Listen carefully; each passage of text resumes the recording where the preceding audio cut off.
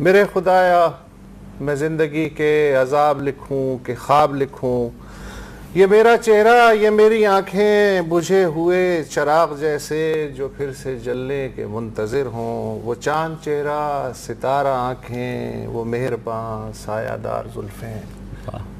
عبید اللہ علیم 18 مئی 1998 کو ان کا انتقال ہوا۔ آج ان کی 18ویں برسی ہے، لیکن لگتا ہے کہ 18 دن پہلے کی بات ہے۔ انتہائی محبوب آدمی، نوجوان، ان کے عاشق ہر وقت حالہ بنائے رہتے تھے۔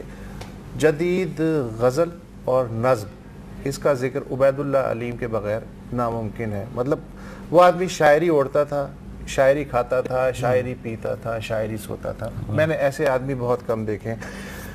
کشمیری بٹ تھے لیکن بھوپال میں پیدا ہوئے، کراچی یونیورسٹی سے ایم اے اردو میں کیا، اس کے بعد ریڈیو پاکستان میں پروڈیوسر رہے، پھر پاکستان ٹیلی ویژن کراچی اسٹیشن جب بنا تھا، ابتدائی جو پروڈیوسرز تھے ان میں تھے، اور 1978 میں جنرل ضیاء کی جب آمریت آئی ہے تو انہوں نے چھوڑ دیا پی ٹی وی۔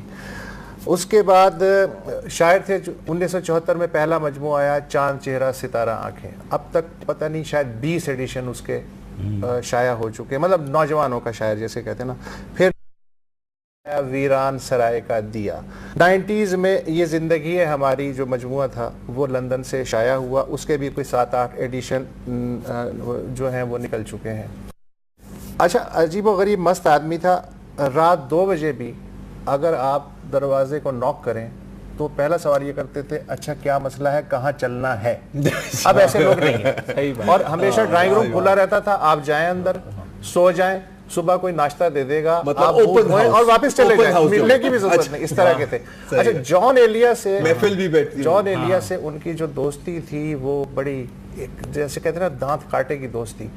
تو جان صاحب نے ان کی زندگی میں ان پہ ایک مضمون پڑھا، تو میں نے سوچا کہ ایک جھلک آپ کو سنواؤں کہ اس مضمون میں جان صاحب کہہ کے آ رہے ہیں عبید اللہ علیم کے بارے میں۔ جی، میں علیم کا سب سے قریب ترین آدمی ہوں، سب سے قریب ترین آدمی۔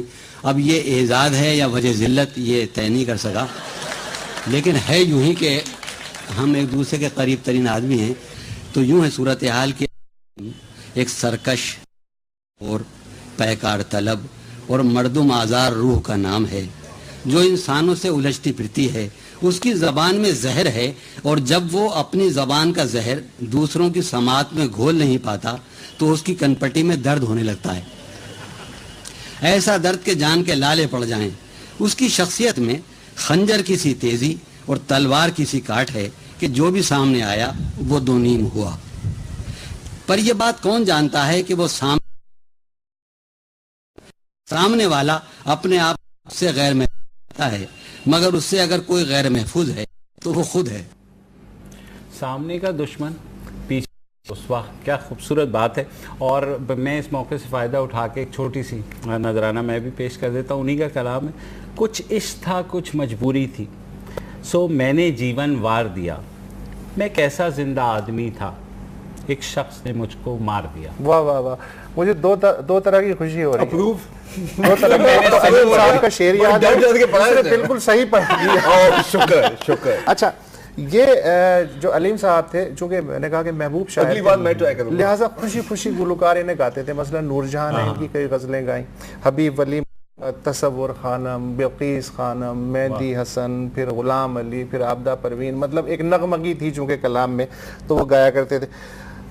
کراچی کے اوپر انہوں نے ایک مرثیہ لکھا، ایسا لگ رہا ہے کہ ابھی عبید اللہ علی، میں یہ کس کے نام لکھوں جو علم گزر رہے ہیں، میرے شہر جل رہے ہیں، میرے لوگ مر رہے ہیں، کوئی اور تو نہیں ہے پس خنجر آزمائی، ہم ہی قتل کر رہے ہیں، ہم ہی قتل ہو رہے ہیں۔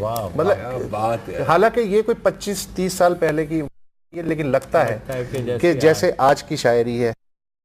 ایک اور شعر مجھے یاد آ رہا ہے، کوئی قاتل نہیں گزرا ایسا جس کو تاریخ بچا کر لے جائے۔ یہ جب بھٹو صاحب کو پھانسی ہوئی تھی نا، تو اس موقع پہ یہ شعر انہوں نے کہا تھا۔ اور پھر ہے کہ ہر تیرگی میں تو نے اتاری ہے روشنی، اب خود اتر کے آ کہ سیاہ تر ہے کائنات۔ یہ حمد کا شعر ہے۔ اور کچھ دن تو بس وہ میری آنکھوں میں، پھر خواب اگر ہو جاؤ تو یہ تو آپ کو جو ہے ذہن میں ہوگا۔ عبید اللہ علیم ترنم سے بھی کلام گاتے تھے، لیکن وقت ہے میں آپ کو سنوا نہیں سکتا، مگر ان کا کلام کا ایک نمونہ انہی کی زبانی پیش خدمت ہے۔